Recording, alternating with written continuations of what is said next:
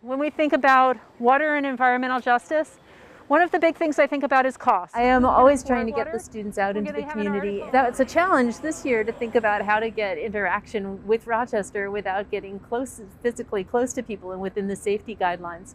So I thought of the idea of going to this urban park in Cobbs Hill, which also is part of our drinking water treatment and distribution system. I have 13 students who are physically here, and I have one student who's in California. One of the students was able to call her on her phone, and she participated fully in the field trip. So she was able to let her see what we were seeing, and we were able to see and interact with her. Some people went to completely Zoom instruction, but I didn't want to do that. The class is a 30-person class, and so you need a really big room to have 30 people in it now because they've got to be spread out.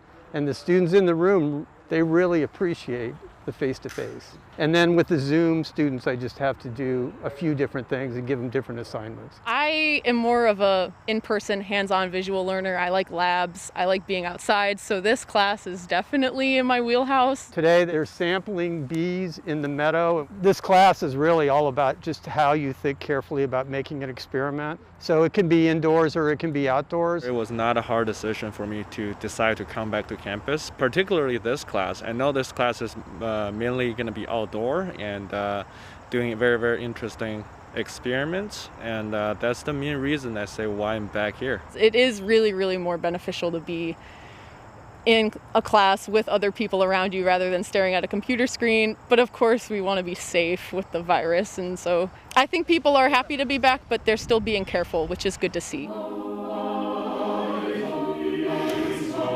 Any kind of ensemble music, orchestras or choruses depend on musicians listening to each other. And if you're far apart, and especially in singing, if you have a mask on, it's much harder to get information from the other musicians. It's really nice to be back and have in-person rehearsals. All wind players have to have a bell covering, and then we also have to have a mask with either a slit or a cut in it, depending on your instrument and your needs. They certainly are singing energetically, and I know I've listened to the wind ensembles and orchestras rehearsing, and everybody's really trying very hard to get the most out of it because we were deprived for so long. We've actually taken the project that they typically make, which is a little steam engine. We've broken it into bits that can be done in a lab, and we have a Zoom cart or a virtual TA. So they have detailed instructions, and if there's problems, we can sort of step in and help them. When I see everyone walking around wearing their mask, it makes me feel good in the fact that the majority of people are listening and paying attention and following the guidelines. For me, it's kind of adapt and overcome, embrace the challenge that we're in right now. In the spring, I was pretty successful when it came to doing kind of, an online standard for classes. It's been different. It's a little difficult at times, but I think at other times it's a little bit easier and you kind of have a little more freedom.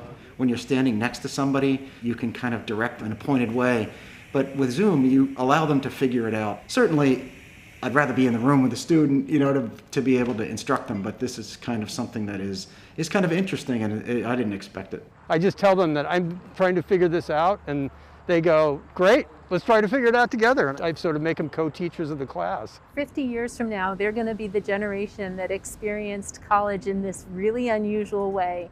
And I hope that the challenges are going to bring them together. I feel like they've just been so grateful for that opportunity to interact with real people and real problems, and I feel really lucky to be doing that with them.